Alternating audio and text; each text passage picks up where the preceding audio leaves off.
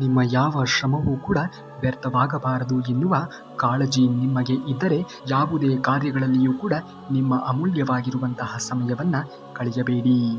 ಅಂದ ಚಂದದಿ ಮಾತನಾಡಿ ಅವಶ್ಯಕತೆ ತೀರಿದ ಮೇಲೆ ಕಸದಂತೆ ಕಾಣುವ ಕಮಂಗಿಗಳನ್ನು ಎಂದಿಗೂ ಕೂಡ ಜೀವನದಲ್ಲಿ ನಂಬುವುದಕ್ಕೆ ಹೋಗಲೇಬೇಡಿ. ಯಾರ ಮೇಲೆಯೂ ಕೂಡ ಅತಿಯಾದ ವಿಶ್ವಾಸ ಎನ್ನುವುದು ಇಡುವುದಕ್ಕೆ ಹೋಗಲೇಬೇಡಿ. ಹಣವಂತರ ಜೊತೆ 100 ವರ್ಷ ಬದುಕುವುದಕ್ಕಿಂತ ಹೃದಯವಂತರ ಜೊತೆ 3 ದಿನ ಬದುಕಿದರೆ ಜೀವನ ಎನ್ನುವುದು ಸಾರ್ಥಕ. ನಿಮ್ಮ ಉತ್ಸಾಹವು ಕ್ಷಣಿಕವಾಗಿ ಇರಬಾರದು. ಅದು ಬತ್ತುವ ಮುನ್ನ ನಿಮ್ಮ ಆದ್ಯತೆಯ ಕಾರ್ಯವನ್ನು ನೀವು ಮಾಡಿ ಮುಗಿಸಿರಬೇಕು. ಇದನ್ನು ಎಂದಿಗೂ ಕೂಡ ಜೀವನದಲ್ಲಿ ಮರೆಯುವುದಕ್ಕೆ ಹೋಗಲೇಬೇಡಿ. ಆಗುವುದೆಲ್ಲ ಒಳ್ಳೆಯದೇ ಆಗುತ್ತದೆ ಎನ್ನುವ ನಂಬಿಕೆ ಎನ್ನುವುದು ನಿಮ್ಮಲ್ಲಿ ಗಟ್ಟಿಯಾಗಿ ಇದ್ದಾಗ ನೀವು ಜೀವನದಲ್ಲಿ ಏನು ಬೇಕಾದರೂ ಕೂಡ ಮಾಡಿ ತೋರಿಸುವುದಕ್ಕೆ ಸಾಧ್ಯವಾದೀತು. ಕಣ್ಣಿಗೆ ದೂರಾಗಿದ್ದರೂ ಕೂಡ ಮನಸ್ಸಿಗೆ ತುಂಬಾನೇ ಹತ್ತಿರವಾಗಿ ಇರುವವರೇ ನಿಜವಾದ ಸ್ನೇಹಿತರು. ಗಿಡದಲ್ಲಿ ಎಷ್ಟೇ ಮುಳ್ಳುಗಳು ಇದ್ದರೂ ಕೂಡ ಅದರಲ್ಲಿ ಹೂವು ಅರಳಲೇಬೇಕು. ಮನಸ್ಸಿನಲ್ಲಿ ಎಷ್ಟೇ ನೋವುಗಳು ಇದ್ದರೂ ಕೂಡ ಮುಖದಲ್ಲಿ ನಗು ಎನ್ನುವುದು ತುಂಬಿರಲೇಬೇಕು. ಜೀವನದಲ್ಲಿ ನೋವುಗಳು ಸಂಕಟಗಳು ಬಂದಿದೆ ಎಂದು ನಗುವುದನ್ನೇ ಮರೆತು ಬಿಡುವುದಕ್ಕೆ ಹೋಗಲೇಬಾರದು. ಆಗುವುದೆಲ್ಲ ಒಳ್ಳೆಯದೆ ಎಂದು ಪರಿಭಾವಿಸುವುದನ್ನು ಕಲಿತುಕೊಳ್ಳಬೇಕು. ನಗುವ ಹೃದಯಕ್ಕಿಂತ ನಗಿಸುವ ಹೃದಯ ಮುಖ್ಯ. ದುಃಖ ಪಡುವ ಮನಸ್ಸಿಗಿಂತ ದುಃಖ ಮರೆಸುವ ಮನಸ್ಸು ತುಂಬಾನೇ ಮುಖ್ಯ. ಹೆತ್ತವರು ನಮಗೆ ನೀಡಿದ ಪ್ರೀತಿ ಮಾಡಿದ ತ್ಯಾಗಗಳ ಮುಂದೆ ಜಗತ್ತಿನ ಇನ್ಯಾವುದೇ ಸಂಬಂಧಗಳು ಪೈಪೋಟಿ ಕೊಡುವುದಕ್ಕೆ ಸಾಧ್ಯವೇ ಇಲ್ಲ. ಹಾಗಾಗಿ ಜೀವನದಲ್ಲಿ ಹೆತ್ತವರನ್ನು ಮೊದಲು ನಾವು ಚೆನ್ನಾಗಿ ನೋಡಿಕೊಳ್ಳುವುದನ್ನು ಕಲಿತುಕೊಳ್ಳಬೇಕು. ಏಕೆಂದರೆ ನಮ್ಮ ಕಣ್ಣಿಗೆ ಕಾಣುವಂತಹ ನಿಜವಾದ ದೇವರು ಯಾರಾದರೂ ಇದ್ದರೆ ಅದು ನಮ್ಮ ಹೆತ್ತವರು ಮಾತ್ರ ಆಗಿರುತ್ತಾರೆ ಎನ್ನುವುದನ್ನು ಯಾವುದೇ ಕಾರಣಕ್ಕೂ ಕೂಡ ಮರೆಯುವುದಕ್ಕೆ ಹೋಗಲೇಬಾರದು. ಸಂತೋಷ ಅನ್ನುವುದು ಬೇರೆ ಎಲ್ಲಿಯೂ ಕೂಡ ಇಲ್ಲ. ನಾವು ಇಷ್ಟಪಡುವವರು ನಮ್ಮ ಜೊತೆಗೆ ಇದ್ದರೆ ಸಾಕು. ಆ ಸಂತೋಷದ ಮುಂದೆ ಬೇರೆ ಯಾವ ಸಂತೋಷವೂ ಕೂಡ ಇಲ್ಲ. ಬಡತನ ಎಂದಿಗೂ ಕೂಡ ಶಾಶ್ವತ ಅಲ್ಲ, ಸಿರಿತನ ಎಂದಿಗೂ ಕೂಡ ಶಾಶ್ವತವಲ್ಲ. ನಮ್ಮಲ್ಲಿ ಇರುವಂತಹ ಮಾನವೀಯತೆಯ ಗುಣಗಳೇ ಶಾಶ್ವತವಾದದ್ದು ಎನ್ನುವುದನ್ನು ಯಾವುದೇ ಕಾರಣಕ್ಕೂ ಕೂಡ ಮನುಷ್ಯ ಮರೆಯಬಾರದು. ನಮಗೆ ಸಿರಿತನ ಬಂದಾಗ ಎಂದಿಗೂ ಕೂಡ ಹಿಗ್ಗುವುದಕ್ಕೆ ಹೋಗಲೇಬಾರದು. ನಮಗೆ ಪರಿಸ್ಥಿತಿಗಳು ಕೆಟ್ಟದ್ದಾಗಿ ಇದ್ದಾಗ ಎಂದಿಗೂ ಕೂಡ ಕುಗ್ಗುವುದಕ್ಕೆ ಹೋಗಲೇಬಾರದು. ಅದೆಂತಹ ಪರಿಸ್ಥಿತಿಗಳು ಜೀವನದಲ್ಲಿ ಉದ್ಭವ ಆದರೂ ಕೂಡ ಎಲ್ಲ ಪರಿಸ್ಥಿತಿಗಳನ್ನು ಮೆಟ್ಟಿ ನಡೆಯುವುದನ್ನು ಮನುಷ್ಯನಾದವನು ಕಲಿತುಕೊಂಡಾಗ ಮಾತ್ರ ಬದುಕಿನಲ್ಲಿ ನಾವು ಅಂದುಕೊಂಡ ರೀತಿಯಲ್ಲಿ ಅಂದುಕೊಂಡ ಗುರಿಯನ್ನು ತಲುಪುವುದಕ್ಕೆ ಸಾಧ್ಯವಾದೀತು. ಒಳ್ಳೆಯ ಸಮಯಕ್ಕಿಂತ ಒಳ್ಳೆಯ ಮನುಷ್ಯನ ಸಂಬಂಧ ಎನ್ನುವುದು ಇರಲಿ. ಏಕೆಂದರೆ ಒಳ್ಳೆಯ ಮನುಷ್ಯ ಒಳ್ಳೆಯ ಸಮಯವನ್ನು ತರಬಲ್ಲ. ಆದರೆ ಒಳ್ಳೆಯ ಸಮಯವು ಒಳ್ಳೆಯ ಮನುಷ್ಯನನ್ನು ತರುವುದಕ್ಕೆ ಸಾಧ್ಯವೇ ಇಲ್ಲ. ಮುಖ ನೋಡಿ ಸ್ನೇಹವನ್ನು ಮಾಡುವವರು ಬರೀ ನೆನಪಲ್ಲಿ ಇರುತ್ತಾರೆ. ಆದರೆ ಗುಣವನ್ನು ನೋಡಿ ಸ್ನೇಹವನ್ನು ಮಾಡುವವರು ಯಾವತ್ತಿಗೂ ಕೂಡ ನಮ್ಮ ಮನಸ್ಸಿನಲ್ಲಿಯೇ ಇರುತ್ತಾರೆ. ಹಾಗಾಗಿ ಮುಖ ನೋಡಿ ಸ್ನೇಹವನ್ನು ಮಾಡುವುದಕ್ಕೆ ಹೋಗಲೇಬೇಡಿ. ಅವನು ಬಡವನೇ ಆಗಿರಲಿ ಶ್ರೀಮಂತನೇ ಆಗಿರಲಿ, ಅವನಿಗೆ ಇರಬೇಕಾದಂಥದ್ದು ಮುಖ್ಯವಾಗಿ ಗುಣ ನೋಡಿ ಸ್ನೇಹವನ್ನು ಮಾಡುವುದನ್ನು ಕಲಿತುಕೊಳ್ಳಿ. ಆಗ ಖಂಡಿತವಾಗಿಯೂ ಕೂಡ ಅಂತಹ ಸ್ನೇಹ ಎನ್ನುವುದು ಗಟ್ಟಿಯಾಗಿ ಇರುವುದಕ್ಕೆ ಸಾಧ್ಯವಾದೀತು. ಒಳ್ಳೆಯ ನಡತೆಯಿಂದ ಯಾವುದೇ ಲಾಭ ಸಿಗದೇ ಇರಬಹುದು, ಆದರೆ ಅಂತಹ ಗುಣಕ್ಕೆ ಸಾವಿರಾರು ಹೃದಯಗಳನ್ನು ಗೆಲ್ಲುವಂತಹ ಶಕ್ತಿ ಇರುವುದು. ನಿಮ್ಮ ಪರಿಸ್ಥಿತಿ ಎಷ್ಟೇ ಕೆಟ್ಟದ್ದಾಗಿ ಇದ್ದರೂ ಕೂಡ ನಿಮ್ಮ ಜೀವನವನ್ನು ಪೂರ್ಣವಾಗಿ ಜೀವಿಸಿ. ಏಕೆಂದರೆ ನೀವು ಒಮ್ಮೆ ಮಾತ್ರ ಬದುಕುತ್ತಿದ್ದೀರಿ ಎನ್ನುವುದನ್ನು ಮರೆಯಬೇಡಿ. ಜೀವನದಲ್ಲಿ ಎಂತಹ ಪರಿಸ್ಥಿತಿ ಬಂದರೂ ಕೂಡ ಹೆದರುವುದಕ್ಕೆ ಹೋಗಲೇಬಾರದು. ಎಲ್ಲ ಪರಿಸ್ಥಿತಿಗಳನ್ನು ಮೆಟ್ಟಿ ನಡೆಯಬಲ್ಲೆ ಎನ್ನುವ ಆತ್ಮವಿಶ್ವಾಸ ಎನ್ನುವುದು ನಿಮ್ಮಲ್ಲಿ ಗಟ್ಟಿಯಾಗಿ ಇದ್ದಾಗ ಪರಿಸ್ಥಿತಿಗಳು ಎಂತಹದ್ದೇ ಬರಲಿ ಅದನ್ನೆಲ್ಲವನ್ನೂ ಕೂಡ ನೀವು ಮೆಟ್ಟಿ ನಡೆಯುತ್ತೀರಾ. ಆ ಒಂದು ವಿಶ್ವಾಸ ಎನ್ನುವುದು ನಿಮ್ಮನ್ನು ಆ ರೀತಿಯಾಗಿ ಗಟ್ಟಿಗೊಳಿಸುತ್ತದೆ. ಜೀವನ ಪ್ರೀತಿಯ ಮೇಲೆ ನಿಲ್ಲಬೇಕೇ ಹೊರತು ಅನಿವಾರ್ಯ ಅವಶ್ಯಕತೆ ಮತ್ತು ಅನಿರೀಕ್ಷಿತಗಳ ಮೇಲೆ ನಿಲ್ಲುವುದಕ್ಕೆ ಅಲ್ಲ. ಚಿಕ್ಕವರಿದ್ದಾಗ ದೊಡ್ಡವರನ್ನು ಕಂಡು ಅವರಂತೆ ನಡೆದುಕೊಳ್ಳಲು ಪ್ರಯತ್ನಿಸುವಂತೆ ದೊಡ್ಡವರಾದ ಮೇಲೆ ಚಿಕ್ಕ ಮಕ್ಕಳಂತೆ ಆನಂದಿಸಲು ಕಲಿಯಬೇಕು. ಅಂದಾಗ ಮಾತ್ರ ಬದುಕಿನಲ್ಲಿ ನಾವು ಎಲ್ಲವನ್ನ ಕಂಡುಕೊಳ್ಳುವುದಕ್ಕೆ ಸಾಧ್ಯವಾದೀತು ಎನ್ನುವುದನ್ನು ಮರೆಯುವುದಕ್ಕೆ ಹೋಗಲೇಬೇಡಿ. ಆಗುವುದೆಲ್ಲ ಒಳ್ಳೆಯದೇ ಆಗುತ್ತದೆ. ಕೇವಲ ಶ್ರೀಕೃಷ್ಣ ಪರಮಾತ್ಮನ ಮೇಲೆ ನಂಬಿಕೆಯನ್ನು ಇಟ್ಟುಕೊಳ್ಳಿ. ನಗುವೇ ಅತ್ಯುತ್ತಮ ಔಷಧಿ. ಅದಕ್ಕೆ ಖಚಿತವಾದ ಕಾರಣ ಎನ್ನುವುದು ಇಲ್ಲದಿದ್ದರೂ ಕೂಡ ಮನಪೂರ್ವಕವಾಗಿ ನಗುವುದು ಯಾವಾಗಲೂ ಕೂಡ ಒಳ್ಳೆಯದು. ಮುತ್ತುಗಳು ನಂಬಿದ ಪೆಟ್ಟಿಗೆಯಲ್ಲಿ ಹರಳು, ಕಲ್ಲುಗಳಿಗೆ ಜಾಗ ಇರುವುದಿಲ್ಲ. ಪ್ರೀತಿ ತುಂಬಿದ ಹೃದಯದಲ್ಲಿ ಕ್ಷುಲ್ಲಕ ವಿಚಾರಗಳಿಗೆ ಜಾಗ ಎನ್ನುವುದು ಇರಬಾರದು. ಏಕೆಂದರೆ ಪರಿಸ್ಥಿತಿಗಳು ಹಾಗೆ ಬರುತ್ತದೆ ಎಂದು ಊಹೆ ಮಾಡುವುದಕ್ಕೆ ಸಾಧ್ಯವೇ ಇಲ್ಲ. ಪರಿಸ್ಥಿತಿಗಳು ಹೇಗೆ ಬೇಕಾದರೂ ಕೂಡ ಬರಬಹುದು. ಜೀವನದಲ್ಲಿ ಎಲ್ಲವನ್ನ ಮೆಟ್ಟಿ ನಡೆಯುವುದನ್ನು ಕಲಿಯಬೇಕು. ಸಂಬಂಧಗಳನ್ನು ಉಳಿಸಿಕೊಳ್ಳಿ. ಯಾವುದೇ ಕಾರಣಕ್ಕೂ ಕೂಡ ಕಳೆದುಕೊಳ್ಳುವುದಕ್ಕೆ ಹೋಗಲೇಬಾರದು. ನೀವು ಮತ್ತೊಬ್ಬರಿಗೆ ಕೆಟ್ಟದ್ದನ್ನು ನೆನಪಿಸಿಕೊಳ್ಳದಿದ್ದರೂ ಕೂಡ ಪರವಾಗಿಲ್ಲ. ಆದರೆ ಎಂದಿಗೂ ಕೂಡ ಇನ್ನೊಬ್ಬರಿಗೆ ನೀವು ಒಳ್ಳೆಯವರಾಗಿಯೇ ಇರಬೇಕು ಎನ್ನುವುದನ್ನು ಮಾತ್ರ ಮರೆಯುವುದಕ್ಕೆ ಹೋಗಲೇಬಾರದು. ಮೇಲೆ ಇರುವಂತಹ ಶ್ರೀಕೃಷ್ಣ ಪರಮಾತ್ಮನು ಯಾರಿಗೆ ಯಾವುದನ್ನು ಕೊಡಬೇಕು ಎನ್ನುವುದು ಆತನಿಗೆ ತುಂಬ ಚೆನ್ನಾಗಿ ತಿಳಿದಿರುತ್ತದೆ. ಏಕೆಂದರೆ ನಾವು ಕೋಪದಲ್ಲಾಗಲಿ ಅಥವಾ ನಾವು ಮನಸ್ಪೂರ್ವಕವಾಗಿ ಇನ್ನೊಬ್ಬರಿಗೆ ಕೆಟ್ಟದ್ದನ್ನು ಬಗೆದರೆ ದೇವರು ಯಾವುದೋ ಒಂದು ರೂಪದಲ್ಲಿ ನಮಗೂ ಕೂಡ ಕೆಟ್ಟದ್ದನ್ನು ಬಗೆಯುವಂಥವರನ್ನು ಸೃಷ್ಟಿ ಮಾಡಿರುತ್ತಾನೆ ಎನ್ನುವುದನ್ನು ಯಾವುದೇ ಕಾರಣಕ್ಕೂ ಕೂಡ ಜೀವನದಲ್ಲಿ ಮರೆಯುವುದಕ್ಕೆ ಹೋಗಲೇಬಾರದು. ಕೆಳಗೆ ಬಿದ್ದಾಗಲೇ ಬೇರೂರಿನ ಬೆಳೆಯಲು ಅವಕಾಶ ಸಿಗುವುದು. ಬಿದ್ದಾದ ಮೇಲೆ ಏಳದಿದ್ದರೆ ಕೆಳಗೆ ಉಳಿಯುತ್ತೀರಿ. ಅಕ್ಕರೆ ಇಲ್ಲದ ಸಂಬಂಧಕ್ಕೆ ಬಿಕ್ಕಿ ಬಿಕ್ಕಿ ಕಣ್ಣೀರನ್ನು ಇಟ್ಟರೆ ಏನು ತಾನೇ ಪ್ರಯೋಜನವಾದೀತು? ಅದು ನೀಡುವುದು ಬೇವಿನ ಕಹಿಯೇ ಹೊರತು ಬೆಲ್ಲದ ರುಚಿಯನ್ನು ಅಲ್ಲ. ಈ ಸತ್ಯವನ್ನು ಅರಿತು ಜೀವನವನ್ನು ಮಾಡಿ. ಇವತ್ತು ನಿಮಗೆ ಕಷ್ಟ ಎನ್ನುವುದು ಬಂದಿರಬಹುದು, ಆದರೆ ಆ ಕಷ್ಟ ಎನ್ನುವುದು ಅದೇ ರೀತಿಯಾಗಿ ಜೀವನದ ಉದ್ದಕ್ಕೂ ಕೂಡ ಇರುತ್ತದೆ ಎನ್ನುವುದನ್ನು ಯಾರೂ ಕೂಡ ಹೇಳುವುದಕ್ಕೆ ಸಾಧ್ಯವೇ ಇಲ್ಲ. ಯಾವ ರೀತಿಯಾಗಿ ಬಿಸಿಲು ಬಂದ ಮೇಲೆ ನೆರಳು ಎನ್ನುವುದು ಬರುತ್ತದೆಯೋ, ಯಾವ ರೀತಿಯಾಗಿ ಕತ್ತಲೆ ಎನ್ನುವುದು ಬಂದು ಹೋದ ಮೇಲೆ ಬೆಳಕು ಎನ್ನುವುದು ಬರುತ್ತದೆಯೋ, ಅದೇ ರೀತಿಯಲ್ಲಿ ಜೀವನದಲ್ಲಿಯೂ ಕೂಡ ನೋವಿನ ಸಂಗತಿಗಳು, ಕಷ್ಟದ ಸಮಯಗಳು ಬಂದೇ ಬರುತ್ತದೆ. ಅವೆಲ್ಲವೂ ಕೂಡ ಹೊರಟು ಹೋಗುತ್ತವೆ ಎನ್ನುವುದನ್ನು ಎಂದಿಗೂ ಕೂಡ ಮನುಷ್ಯನಾದವನು ಮರೆಯುವುದಕ್ಕೆ ಹೋಗಲೇಬಾರದು. ಒಳ್ಳೆಯತನಕ್ಕೆ ಬೆಲೆ ಇಲ್ಲ ಅನ್ನುವುದು ಎಷ್ಟು ಸರಿ ಅಲ್ಲವೋ, ಏಕೆಂದರೆ ಒಳ್ಳೆಯತನವೇ ನಮ್ಮನ್ನು ಕೈ ಹಿಡಿಯುವುದು ಎನ್ನುವುದು ಕೂಡ ಅಷ್ಟೇ ಸತ್ಯವಾಗಿರುವಂತಹ ಮಾತು. ಬಾಯಿಗೆ ತುತ್ತಾಗದೆ ಯಾರೂ ಕೂಡ ಇದುವರೆಗೂ ಬೆಳೆಯುವುದಕ್ಕೆ ಸಾಧ್ಯವೇ ಆಗಿಲ್ಲ. ಮನುಷ್ಯ ಒಳ್ಳೆಯವನಾಗಿ ಇದ್ದರೂ ಕೂಡ ಮಾತನಾಡುತ್ತಾರೆ. ಅದೇ ಮನುಷ್ಯ ಕೆಟ್ಟವನಾಗಿ ಇದ್ದರೂ ಕೂಡ ಮಾತನಾಡುವಂಥವರು ಮಾತನಾಡುತ್ತಾರೆ. ಮಾತನಾಡುವುದನ್ನು ಬಿಟ್ಟು ಬೇರೆ ಏನೂ ಕೂಡ ಅವರಿಗೆ ಕೆಲಸ ಎನ್ನುವುದು ಇರುವುದೇ ಇಲ್ಲ. ಕೆಲಸ ಇಲ್ಲದವರ ಮಾತಿಗೆ ನೀನೇಕೆ ತಲೆಯನ್ನು ಕೆಡಿಸಿಕೊಳ್ಳುತ್ತೀಯಾ? ನಿನ್ನ ಕೆಲಸವನ್ನು ನೀನು ಮಾಡುತ್ತಾ ಮುಂದುವರಿಯುವುದನ್ನು ಕಲಿತುಕೋ. ಎಲ್ಲರಿಗೂ ಕೂಡ ಒಳ್ಳೆಯವರಾಗಲು ಸಾಧ್ಯವಿಲ್ಲ. ಹಾಗೆಯೇ ಎಲ್ಲರಿಗೂ ಕೂಡ ಕೆಟ್ಟವರಾಗುವುದಿಲ್ಲ. ನಮ್ಮ ಜೀವನದಲ್ಲಿ ನಮಗೆ ನಾವು ಮಾಡಿಕೊಳ್ಳುವ ದೊಡ್ಡ ಮೋಸ ಏನೆಂದರೆ, ನಮ್ಮ ಭಾವನೆಗಳಿಗೆ ಸ್ಪಂದಿಸದೇ ಇರುವ ವ್ಯಕ್ತಿಗಳಿಗೆ ನಮ್ಮ ಮೌಲ್ಯವಾಗಿರುವಂತಹ, ಅತ್ಯಮೂಲ್ಯವಾಗಿರುವಂತಹ ಪ್ರೀತಿಯನ್ನಾಗಲಿ, ಕಾಳಜಿಯನ್ನಾಗಲಿ, ಕಣ್ಣೀರನ್ನಾಗಲಿ ಹಾಗೂ ಮುಖ್ಯವಾಗಿ ಸಮಯವನ್ನಾಗಲಿ ಮೀಸಲಿಡುವುದು ಎಂದಿಗೂ ಕೂಡ ಇದು ಒಳ್ಳೆಯದಲ್ಲ. ಇದರಿಂದ ನಿಮಗೆ ಯಾವುದೇ ರೀತಿಯ ಪ್ರಯೋಜನ ಎನ್ನುವುದು ದೊರಕುವುದಕ್ಕೆ ಸಾಧ್ಯವೇ ಇಲ್ಲ. ನೋಡಿ, ಯಾರು ನಿಮ್ಮನ್ನು ಕಾಳಜಿ ವಹಿಸುತ್ತಾರೆಯೋ, ಯಾರು ನಿಮ್ಮ ಭಾವನೆಗಳನ್ನು ಸ್ಪಂದಿಸುತ್ತಾರೆಯೋ, ಯಾರು ನಿಮ್ಮ ಭಾವನೆಗಳಿಗೆ ಅರ್ಥೈಸಿಕೊಳ್ಳುತ್ತಾರೆಯೋ ಅವರೊಂದಿಗೆ ಸಮಯವನ್ನು ಕಳೆಯುವುದನ್ನು ನೋಡಿ. ಬೆಟ್ಟವನ್ನು ಹತ್ತುವ ಮೊದಲು ಅಸಾಧ್ಯ ಎಂದು ಅನಿಸುತ್ತದೆ. ಇದು ದೊಡ್ಡ ಕೆಲಸ ಎಂದು ಅನಿಸುತ್ತದೆ. ಏರಿದ ಮೇಲೆ ಅದು ನಮ್ಮ ಕಾಲಿನ ಕೆಳಗೆ ಇರುತ್ತದೆ. ಅಸಾಧ್ಯವಾದದ್ದು ಯಾವುದೂ ಕೂಡ ಇಲ್ಲಿ ಇಲ್ಲ. ಪರಿಶ್ರಮ ಬೇಕು ಅಷ್ಟೇ. ಎಲ್ಲರಿಂದಲೂ ಕೂಡ ನಮಗೆ ಪ್ರಯೋಜನ ಎನ್ನುವುದು ಇದೆ.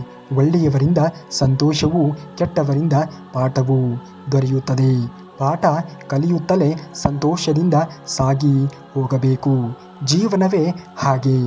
ಇಲ್ಲಿ ಯಾವುದೂ ಕೂಡ ಶಾಶ್ವತವಾಗಿ ಇರುವುದಕ್ಕೆ ಸಾಧ್ಯವೇ ಇಲ್ಲ. ಇಲ್ಲಿ ನಾವು ನೀವೇ ಶಾಶ್ವತವಾಗಿ ಉಳಿದಿರುವುದಕ್ಕೆ ಸಾಧ್ಯವಿಲ್ಲ ಎಂದಾಗ ಇನ್ನು ನಮ್ಮ ಜೀವನದಲ್ಲಿ ಬರುವಂತಹ ಪರಿಸ್ಥಿತಿಗಳು, ಸಂಕಟಗಳು, ನೋವುಗಳು ಹೇಗೆ ತಾನೇ ಶಾಶ್ವತವಾಗಿ ನೆಲೆ ನಿಲ್ಲುವುದಕ್ಕೆ ಸಾಧ್ಯವಾದೀತು ಹೇಳಿ? ಖಂಡಿತವಾಗಿಯೂ ಕೂಡ ಎಲ್ಲದಕ್ಕೂ ಒಂದು ಕೊನೆ ಎನ್ನುವುದು ಇದ್ದೇ ಇರುತ್ತದೆ. ನಿಮ್ಮನ್ನು ಎಲ್ಲರೂ ನಂಬಬೇಕು ಎಂದೇನೂ ಕೂಡ ಇಲ್ಲ. ಅದು ಸಾಧ್ಯವೂ ಕೂಡ ಆಗುವುದಿಲ್ಲ. ಆದರೆ ನಿಮ್ಮನ್ನು ನಂಬಬೇಕಾದವರು ನೀವೇ. ನಿಮ್ಮ ಬಗ್ಗೆ ನಿಮಗೆ ಅನುಮಾನಗಳು ಇದ್ದರೆ ಬೇರೆ ಯಾರೂ ಕೂಡ ಅದನ್ನು ಸರಿಪಡಿಸುವುದಕ್ಕೆ ಸಾಧ್ಯವೇ ಇಲ್ಲ. ಏನನ್ನ ಸಾಧಿಸಲಾಗದು, ಪ್ರಯತ್ನಿಸುವುದರಿಂದ ನಷ್ಟವೇನು ತಾನೇ ಆದೀತು ಹೇಳಿ. ಗೆದ್ದರೆ ಸಂತೋಷವಾಗುತ್ತದೆ, ಸೋತರೆ ಅನುಭವ ಎನ್ನುವುದು ಸಿಗುತ್ತದೆ ಅಲ್ಲವೇ? ಹಾಗಾಗಿ ಮೊದಲನೇದಾಗಿ ನಾವು ಪ್ರಯತ್ನ ಮಾಡುವುದನ್ನು ಕಲಿತುಕೊಳ್ಳಬೇಕು. ಪ್ರಯತ್ನ ಎನ್ನುವುದು ಸರ್ವಸಿದ್ಧಿ ಸಾಧನ ಇದ್ದಂತೆ. ಹಾಗಾಗಿ ಪ್ರಯತ್ನ ಎನ್ನುವುದನ್ನು ಮೈಗೂಡಿಸಿಕೊಳ್ಳಬೇಕು. ಆ ಪ್ರಯತ್ನದಿಂದ ನಿಮ್ಮ ಜೀವನ ಎನ್ನುವುದು ಸಾರ್ಥಕತೆಯನ್ನು ಪಡೆದುಕೊಳ್ಳುತ್ತದೆ. ಹಾಗಾಗಿ ನಿರಂತರವಾಗಿ ಜೀವನದಲ್ಲಿ ಪ್ರಯತ್ನವನ್ನು ಮೈಗೂಡಿಸಿಕೊಳ್ಳುವುದನ್ನು ನೋಡಿ. ನಿಮ್ಮನ್ನು ಅದೆಷ್ಟೋ ಜನ ಇಷ್ಟಪಡುತ್ತಾರೆ. ನೀವು ಅವರ ಬಗ್ಗೆ ಯೋಚಿಸಿ ಅವರಿಗೆ ನಿಮ್ಮ ಸ್ನೇಹವನ್ನು ಕೊಡಿ. ಅದು ಬಿಟ್ಟು ನಿಮ್ಮನ್ನು ಇಷ್ಟಪಡದ ಕೆಲವು ಜನರ ಬಗ್ಗೆ ತಲೆಕೆಡಿಸಿಕೊಳ್ಳುವುದಕ್ಕೆ ಹೋಗಬೇಡಿ. ಅವರ ಬಗ್ಗೆ ಯೋಚಿಸಿ ನಿಮ್ಮ ನೆಮ್ಮದಿಯನ್ನು ಕೂಡ ಹಾಳು ಮಾಡಿಕೊಳ್ಳುವುದಕ್ಕೆ ಹೋಗಲೇಬೇಡಿ. ಆಗುವುದೆಲ್ಲ ಒಳ್ಳೆಯದೇ ಆಗುತ್ತದೆ. ಯಾವಾಗಲೂ ಕೂಡ ಧರ್ಮಯುತವಾಗಿರುವಂತಹ ದಾರಿಯಲ್ಲಿಯೇ ಮುಂದುವರಿಯುವುದನ್ನು ಮನುಷ್ಯನಾದವನು ನೋಡಬೇಕು. ಯಾವ ವ್ಯಕ್ತಿಯು ಧರ್ಮದಿಂದ ಜೀವನವನ್ನು ನಡೆಸುತ್ತಾನೆಯೋ ಅವನಿಗೆ ಖಂಡಿತವಾಗಿಯೂ ಅವನು ಪಾಲಿಸುವಂತಹ ಧರ್ಮವೇ ಅವನಿಗೆ ರಕ್ಷಣೆಯನ್ನು ನೀಡುತ್ತದೆ. ನಿಮ್ಮ ಜೀವನವೂ ಕೂಡ ಧರ್ಮಯುತವಾಗಿ ಇರಲಿ. ಮಾತುಗಳಿಗೆ ನೋವು ಮಾಡುವ, ನೋವು ತಣಿಸುವ ಎರಡು ಶಕ್ತಿಯಿದೆ. ನಾವು ಹೇಗೆ ಬಳಸುತ್ತೇವೆ ಅನ್ನುವುದನ್ನು ಅವಲಂಬಿಸಿದೆ. ಹಣಕ್ಕೂ ಸಮಯಕ್ಕೂ ಇರುವ ಬಹಳ ದೊಡ್ಡ ವ್ಯತ್ಯಾಸ ಅಂದರೆ ನಮ್ಮ ಬಳಿ ಎಷ್ಟೇ ಹಣ ಇದೆ ಎನ್ನುವುದು ಗೊತ್ತಾಗುತ್ತದೆ, ಆದರೆ ಎಷ್ಟು ಸಮಯ ಇದೆ ಎನ್ನುವುದು ಗೊತ್ತಾಗುವುದೇ ಇಲ್ಲ. ಹಾಗಾಗಿ ಸಮಯವನ್ನು ಜಾಗರೂಕವಾಗಿ ಬಳಸುವುದನ್ನು ನೋಡಬೇಕು. ಸಮಯವನ್ನು ಯಾರು ಸರಿಯಾದ ರೀತಿಯಲ್ಲಿ ಬಳಸಿಕೊಳ್ಳುತ್ತಾರೆಯೋ ಅವರು ಖಂಡಿತವಾಗಿಯೂ ಕೂಡ ಜೀವನದಲ್ಲಿ ಏನನ್ನಾದರೂ ಒಂದನ್ನು ಮಾಡೇ ಮಾಡುತ್ತಾರೆ. ಸಮಯಕ್ಕೆ ಬೆಲೆ ಕೊಡುವುದನ್ನು ಕಲಿತುಕೊಳ್ಳಿ. ಸಮಯವೇ ಒಂದು ದಿನ ಎಲ್ಲವನ್ನ ಬದಲಾಯಿಸುವಂತಹ ಶಕ್ತಿ ಸಮಯಕ್ಕೆ ಇದೆ. ಮುಗುಳ್ನಗೆ ಮತ್ತು ಮೌನ ಇವೆರಡೂ ಕೂಡ ಅತ್ಯಂತ ಪ್ರಭಾವಿ ಸಾಧನಗಳು. ಮುಗುಳ್ನಗೆ ಸಮಸ್ಯೆಗಳನ್ನು ಬಗೆಹರಿಸಿದರೆ ಮೌನವು ಸಾಕಷ್ಟು ಸಮಸ್ಯೆಗಳಿಂದ ನಮ್ಮನ್ನು ದೂರ ಇರಿಸುತ್ತದೆ. ಎಲ್ಲರೂ ನಿಮ್ಮನ್ನು ನೋಡಬೇಕು ಅಂದರೆ ಎತ್ತರಕ್ಕೆ ಬೆಳೆಯಬೇಕು. ಎತ್ತರಕ್ಕೆ ಬೆಳೆಯಲು ಉಳಿದಿರುವುದರಿಂದ ಹೆಚ್ಚು ಕಷ್ಟ ಪಡಬೇಕು. ಜೀವನದಲ್ಲಿ ನಾವು ಬೆಳೆಯಬೇಕು ಎನ್ನುವ ಹಠ ಎನ್ನುವುದು ನಮ್ಮಲ್ಲಿ ಇದ್ದಾಗ ಕಷ್ಟಪಡುವಂತಹ ಗುಣವನ್ನು ಕೂಡ ಜೀವನದಲ್ಲಿ ನಾವು ಬೆಳೆಸಿಕೊಳ್ಳಬೇಕು. ಇಲ್ಲವೆಂದರೆ ನಾವು ಅಂದುಕೊಂಡ ರೀತಿಯಲ್ಲಿ ಬೆಳವಣಿಗೆಯನ್ನು ಹೊಂದುವುದಕ್ಕೆ ಸಾಧ್ಯವಾಗದೇ ಇರಬಹುದು. ಹಾಗಾಗಿ ಬೆಳೆಯಬೇಕು ಎನ್ನುವ ಯೋಚನೆ ಇದ್ದಂಥವರು ಯಾವುದೇ ಕಾರಣಕ್ಕೂ ಕೂಡ ಅನ್ಯ ಮಾರ್ಗಗಳ ಕಡೆಗೆ ಗಮನವನ್ನು ಕೊಡದೆ ಬೆಳೆಯುವುದರಲ್ಲಿಯೇ ನಿಮ್ಮ ಯೋಗ್ಯವಾಗಿರುವಂತಹ ವಿಧಾನವನ್ನು ಅನುಸರಿಸಿ. ಎತ್ತರದಲ್ಲಿ ಎಲ್ಲರಿಗೂ ಕೂಡ ನಿಂತುಕೊಳ್ಳಲು ಜಾಗ ಎನ್ನುವುದು ಇರುವುದಿಲ್ಲ. ಪೈಪೋಟಿ ಹೆಚ್ಚಾಗಿಯೇ ಇರುತ್ತದೆ. ಅದನ್ನು ಎದುರಿಸಿ ಮೇಲೆ ಬರಲೇಬೇಕು. ಜೀವನ ಎನ್ನುವುದೇ ಹಾಗೆ ನೋಡಿ. ಇಲ್ಲಿ ಯಾವುದೂ ಕೂಡ ನಾವು ಅಂದುಕೊಂಡಂತೆ ಆಗುವುದಿಲ್ಲ. ಆದರೆ ನಾವು ಶ್ರಮ ಪಡುವುದನ್ನು ಖಂಡಿತವಾಗಿಯೂ ಕೂಡ ಬಿಡುವುದಕ್ಕೆ ಹೋಗಲೇಬಾರದು. ನಮ್ಮ ನಿರಂತರವಾಗಿರುವಂತಹ ಶ್ರಮಕ್ಕೆ ದೇವರು ಯಾವುದೋ ಒಂದು ರೂಪದಲ್ಲಿ ಖಂಡಿತವಾಗಿಯೂ ಕೂಡ ನಮಗೆ ಕೈ ಹಿಡಿದೇ ಹಿಡಿಯುತ್ತಾನೆ. ಕಾಲಚಕ್ರದ ನಿಯಮವಿದು. ಏರಿದವನು ಇಳಿಯಲೇಬೇಕು, ಮೆರೆದವನು ಅಳಿಯಲೇಬೇಕು, ಉರಿದವನು ಅರಳಲೇಬೇಕು. ಇನ್ನೊಬ್ಬರಿಗೆ ಕಷ್ಟ ಕೊಟ್ಟವನು ಜೀವನ ಪೂರ್ತಿ ಕಷ್ಟಕ್ಕೆ ಗುರಿಯಾಗಲೇಬೇಕು. ಹಾಗಾಗಿ ಜೀವನದಲ್ಲಿ ನಿಮಗೆ ಆದರೆ ಒಳ್ಳೆಯದನ್ನು ಬಯಸಿ, ಒಳ್ಳೆಯದನ್ನು ಮಾಡಿ. ಅದನ್ನು ಹೊರತುಪಡಿಸಿ ಯಾರಿಗೂ ಕೂಡ ಕೆಟ್ಟದ್ದನ್ನು ಮಾಡುವುದಕ್ಕೆ ಹೋಗಲೇಬೇಡಿ. ನಾನು ನನ್ನದು ಅಂದವರು ನೋವನ್ನು ಅನುಭವಿಸಲೇಬೇಕು. ಆಸೆ ಪಟ್ಟವರು ನಿರಾಸೆ ಆಗಲೇಬೇಕು. ಖಡ್ಗದಿಂದ ಯುದ್ಧ ಮಾಡಿದವರು ಬೇರೆಯವರ ಖಡ್ಗದಿಂದ ಒಂದು ದಿನ ಸಾಗಲೇಬೇಕು. ಮಾಟ ಮಂತ್ರದಂತಹ ಸಂಚು ಮಾಡಿದವರು ಇದೇ ತಂತ್ರ ಮಂತ್ರದಿಂದಲೇ ಸರ್ವಸ್ವವನ್ನು ಕಳೆದುಕೊಳ್ಳಲೇಬೇಕಾಗುತ್ತದೆ ಎನ್ನುವುದನ್ನು ಯಾವುದೇ ಕಾರಣಕ್ಕೂ ಕೂಡ ಮರೆಯುವುದಕ್ಕೆ ಹೋಗಲೇಬಾರದು. ಅರ್ಥಾತ್ ನೀವು ಇತರರಿಗೆ ಏನನ್ನ ಬಗೆಯುತ್ತೀರಿಯೋ ದೇವರು ಯಾವುದೋ ಒಂದು ರೂಪದಲ್ಲಿ ನಿಮ್ಮ ಜೀವನದಲ್ಲಿಯೂ ಕೂಡ ಬಗೆಯುವಂಥವರನ್ನು ಸೃಷ್ಟಿ ಮಾಡಿರುತ್ತಾನೆ. ಹಾಗಾಗಿಯೇ ಹೇಳುವುದು, ಇನ್ನೊಬ್ಬರಿಗೆ ಬಗೆಯುವುದೇ ಆದರೆ ಒಳ್ಳೆಯದನ್ನು ಬಗೆಯಿರಿ. ಬಡವನಾದರೂ ಕೂಡ ಸಿರಿವಂತನಾದರೂ ಕೂಡ 3 ಅಡಿ 6 ಅಡಿ ಸ್ಮಶಾನದ ಜಾಗಕ್ಕೆ ಹೋಗಬೇಕು. ಮತ್ತೊಬ್ಬರನ್ನು ಬದಲಾಯಿಸುವ ಪ್ರಯತ್ನವನ್ನು ಬಿಟ್ಟು ಬಿಡಿ. ನೀವು ಬದಲಾದರೆ ಅದು ಪರಿಪೂರ್ಣತೆ. ಬೇರೆಯವರಿಂದ ನೀವು ಆಕ್ಷೇಪಣೆ ಮಾಡುವುದನ್ನು ಬಿಟ್ಟರೆ ಅದುವೇ ಪರಿಪೂರ್ಣತೆ ಎನ್ನುವುದನ್ನು ಜೀವನದಲ್ಲಿ ಎಂದಿಗೂ ಕೂಡ ಮರೆಯುವುದಕ್ಕೆ ಹೋಗಲೇಬೇಡಿ. ಯಾರೂ ಕೂಡ ಇಲ್ಲಿ ಬದಲಾಗುತ್ತಾರೆ ಎಂದು ಹೇಳುವುದಕ್ಕೆ ಸಾಧ್ಯವೇ ಇಲ್ಲ ನೋಡಿ. ಆದರೆ ನೀವು ಯಾವಾಗ ನಿಮ್ಮ ಜೀವನವನ್ನು ನೀವು ಬದಲಾಯಿಸಿಕೊಳ್ಳುವುದಕ್ಕೆ ಮುಂದೆ ಹೋಗುತ್ತೀರಿಯೋ ಆಗ ಖಂಡಿತವಾಗಿಯೂ ಕೂಡ ನಿಮ್ಮಿಂದ ಎಲ್ಲವೂ ಕೂಡ ಸಾಧ್ಯವಾಗುತ್ತದೆ. ನೀವು ಮಾಡುತ್ತಿರುವ ಕೆಲಸದಿಂದ ನಿಮಗೆ ಆತ್ಮವಿಶ್ವಾಸ, ಶಾಂತಿ ಎನ್ನುವುದು ದೊರೆಯುವಂತೆ ಇರಬೇಕು. ಮತ್ತೊಬ್ಬರು ನಿಮ್ಮನ್ನು ತೆಗಳಿದಾಗ ಸ್ವೀಕರಿಸುವ ಗುಣ ಇರಬೇಕು. ನಿಮ್ಮನ್ನು ಬೇರೆಯವರೊಂದಿಗೆ ಹೋಲಿಸಿಕೊಳ್ಳುವುದನ್ನು ಬಿಡಬೇಕು. ನಿಮ್ಮಲ್ಲಿ ನಿಮಗೆ ಭರವಸೆ ಎನ್ನುವುದು ಇರಬೇಕು. ಅಂದಾಗ ಮಾತ್ರ ಬದುಕಿನಲ್ಲಿ ನೀವು ಅಂದುಕೊಂಡ ರೀತಿಯಲ್ಲಿ ಬದುಕುವುದಕ್ಕೆ, ಅಂದುಕೊಂಡ ಗುರಿಯನ್ನು ಸಾಧಿಸುವುದಕ್ಕೆ ಸಾಧ್ಯವಾದೀತು. ಅದನ್ನು ಎಂದಿಗೂ ಕೂಡ ಮರೆಯುವುದಕ್ಕೆ ಹೋಗಲೇಬೇಡಿ. ಆತ್ಮವಿಶ್ವಾಸ ಎನ್ನುವುದು ಯಾವಾಗಲೂ ಕೂಡ ಗಟ್ಟಿಯಾಗಿ ಇರಬೇಕು. ಶಾಂತರಾಗಿ ಇರುವುದನ್ನು ಕಲಿಯಬೇಕು.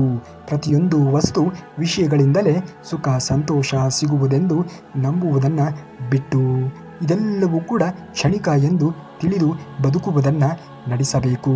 ಆಗುವುದೆಲ್ಲ ಒಳ್ಳೆಯದೇ ಆಗುತ್ತದೆ. ದೇವರ ಮೇಲೆ ನಂಬಿಕೆಯನ್ನು ಇಡಿ. ಶ್ರೀಕೃಷ್ಣ ಪರಮಾತ್ಮನು ಇದ್ದಾನೆ. ಯಾರಿಗೆ ಯಾವುದನ್ನು ಏನನ್ನು ಕರುಣಿಸಬೇಕೋ ಆತನಿಗೆ ತುಂಬ ಚೆನ್ನಾಗಿ ತಿಳಿದಿದೆ. ಸಮಯವು ಎಲ್ಲವನ್ನ ಸರಿಪಡಿಸುತ್ತದೆ. ಹಾಗಾಗಿ ಸದಾ ಸಮಾಧಾನವಾಗಿ ಇರುವುದನ್ನು ಕಲಿಯಿರಿ. ನಿಮ್ಮ ಬಗ್ಗೆ ಬೇರೆಯವರು ಏನು ಆಲೋಚಿಸುತ್ತಿದ್ದಾರೆ ಎನ್ನುವುದು ನೀವು ಆಲೋಚಿಸುವುದನ್ನು ಬಿಡಬೇಕು. ಅದು ನಿಮ್ಮ ಕಾಯಕ ಎಂದಿಗೂ ಕೂಡ ಆಗಬಾರದು. ಎಂದೆಂದಿಗೂ ಕೂಡ ಅವರು ಏನೋ ಅಂದುಕೊಂಡರು, ಇವರು ಏನೋ ಅಂದುಕೊಂಡರು, ನಾನು ಇಲ್ಲದೇ ಇದ್ದಾಗ ನನ್ನ ಬಗ್ಗೆ ಹಾಗೆ ಹೀಗೆ ಮಾತನಾಡುತ್ತಾ ಇದ್ದಾರೆ ಎಂದು ಎಂದಿಗೂ ಕೂಡ ಆಲೋಚನೆಗಳನ್ನು ಮಾಡುವುದಕ್ಕೆ ಹೋಗಲೇಬೇಡಿ. ಆಗುವುದೆಲ್ಲ ಒಳ್ಳೆಯದೇ ಆಗುತ್ತದೆ. ನಿಮ್ಮನ್ನು ಮತ್ತೊಬ್ಬರಿಗೆ ಹೋಲಿಕೆ ಮಾಡುವುದಕ್ಕೆ ಹೋಗಬೇಡಿ. ಅವರು ನಡೆದು ಬಂದ ದಾರಿ ನಿಮಗೆ ಗೊತ್ತಿರುವುದಿಲ್ಲ. ಅದು ಗೊತ್ತಾಗುವುದಕ್ಕೆ ಸಾಧ್ಯವೇ ಇಲ್ಲ. ಸಮಸ್ಯೆಗಳ ಬಗ್ಗೆ ಎಂದಿಗೂ ಕೂಡ ಯೋಚನೆಗಳನ್ನು ಮಾಡುವುದಕ್ಕೆ ಹೋಗಬೇಡಿ. ಅದರ ಪರಿಹಾರಕ್ಕಾಗಿ ಯೋಚಿಸುವ ವ್ಯಕ್ತಿ ಎಂದಿಗೂ ಕೂಡ ಜೀವನದಲ್ಲಿ ಅವನು ಸೋಲುವುದಕ್ಕೆ ಸಾಧ್ಯವೇ ಇಲ್ಲ. ಸಮಸ್ಯೆಗಳು ಬಂದೇ ಬರುತ್ತದೆ. ಆದರೆ ಆ ಸಮಸ್ಯೆಗಳನ್ನು ಮೆಟ್ಟಿ ನಡೆಯುವುದನ್ನು ಯಾವ ವ್ಯಕ್ತಿಯು ಜೀವನದಲ್ಲಿ ಅಳವಡಿಸಿಕೊಳ್ಳುತ್ತಾನೆಯೋ ಅವನು ಖಂಡಿತವಾಗಿಯೂ ಕೂಡ ಆ ಸಮಸ್ಯೆಗಳಿಂದ ದೂರನೇ ನಿಲ್ಲುತ್ತಾನೆ. ನಿಮ್ಮ ಸಂತೋಷವನ್ನು ನೀವೇ ಹುಡುಕಬೇಕು. ಬೇರೆಯವರಿಂದ ಎಂದಿಗೂ ಕೂಡ ಅಪೇಕ್ಷೆ ಮಾಡುವುದಕ್ಕೆ ಹೋಗಬಾರದು. ಹಣದಿಂದ ಸಂತೋಷವನ್ನು ಕಂಡುಕೊಳ್ಳುವುದಕ್ಕೆ ಆಗುವುದಿಲ್ಲ. ದುಃಖವಾದಾಗ ನೋವು ಒಂದು ಕಡೆ ಕೂತು ಅಳಲೇಬೇಕು. ದುಃಖದಲ್ಲಿ ಎಂದಿಗೂ ಕೂಡ ನಿರ್ಧಾರವನ್ನು ತೆಗೆದುಕೊಳ್ಳುವುದಕ್ಕೆ ಹೋಗಲೇಬಾರದು. ದುಃಖ ಎನ್ನುವುದು ಎಲ್ಲರಿಗೂ ಕೂಡ ಬಂದೇ ಬರುತ್ತದೆ. ಅದು ಹೇಳಿ ಕೇಳಿ ಯಾರಿಗೂ ಕೂಡ ಬರುವುದಿಲ್ಲ ಅಂದೇನೂ ಕೂಡ ಇಲ್ಲ. ಆದರೆ ಆ ದುಃಖ ಬಂದಂತಹ ಸಂದರ್ಭದಲ್ಲಿ ನೀವು ಯಾವ ರೀತಿಯಾಗಿ ಯೋಚನೆಗಳನ್ನು ಮಾಡುತ್ತೀರಾ, ಯಾವ ರೀತಿಯಾಗಿ ಆ ದುಃಖವನ್ನು ಎದುರಿಸಿ ಮೆಟ್ಟಿ ನಡೆಯುತ್ತೀರಾ ಎನ್ನುವುದರ ಮೇಲೆ ನಿಮ್ಮ ಮುಂದೆ ಬರುವಂತಹ ದುಃಖ ಅಥವಾ ಸಮಸ್ಯೆಗಳಿಂದ ನೀವು ಪಾರಾಗುವುದಕ್ಕೆ ಸಾಧ್ಯವಾದೀತು. ಸೋಲಿನಲ್ಲಿ ಸಾಧನೆಯ ಆರಂಭವಾಗುವುದು. ಸೋಲದಿರುವುದು ಹೇಗೆಂದು ಸೋಲಿನಿಂದಲೇ ಕಲಿಯಬೇಕು.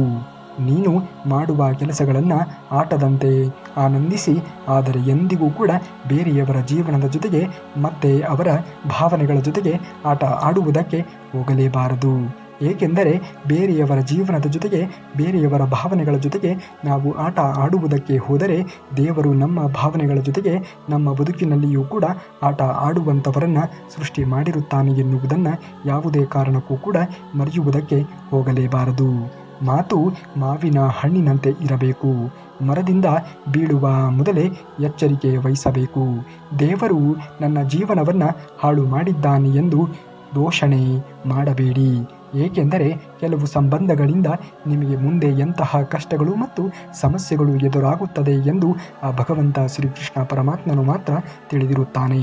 ಹಾಗಾಗಿಯೇ ಜೀವನದಲ್ಲಿ ಕೆಲವೊಬ್ಬರಿಂದ ನಿಮಗೆ ದೂರನೇ ಇಡುತ್ತಾನೆ. ಆಗುವುದೆಲ್ಲ ಒಳ್ಳೆಯದೇ ಎಂದು ಪರಿಭಾವಿಸುವುದನ್ನು ಮನುಷ್ಯನಾದವನು ನೋಡಬೇಕು. ಅಂದಾಗ ಮಾತ್ರ ಬದುಕನ್ನು ಸರಿಯಾದ ರೀತಿಯಲ್ಲಿ ಕಟ್ಟಿಕೊಳ್ಳುವುದಕ್ಕೆ ಸಾಧ್ಯವಾದೀತು. ನೀವೇನಾದರೂ ಶ್ರೀಕೃಷ್ಣ ಪರಮಾತ್ಮನ ಭಕ್ತರೇ ಆಗಿದ್ದರೆ ತಪ್ಪದೆ ಈ ವಿಡಿಯೋಗೆ ಒಂದು ಲೈಕನ್ನು ಮಾಡಿ ಹಾಗೂ ಚಾನಲ್ನ ಸಬ್ಸ್ಕ್ರೈಬ್ ಮಾಡಿಕೊಳ್ಳಿ ಹಾಗೂ ತಪ್ಪದೆ ಈ ವಿಡಿಯೋಗೆ ಒಂದು ಹೈಪನ್ನು ಮಾಡಿ ಎಂದು ಹೇಳುತ್ತಾ ಸಿಗುತ್ತೇನೆ ನಾಳೆಯ ಮತ್ತಷ್ಟು ಶ್ರೀಕೃಷ್ಣ ಪರಮಾತ್ಮನ ವಚನಾಮೃತದೊಂದಿಗೆ. ಅಲ್ಲಿಯವರೆಗೆ ಧನ್ಯವಾದ ಕರುನಾಡಿಗೆ.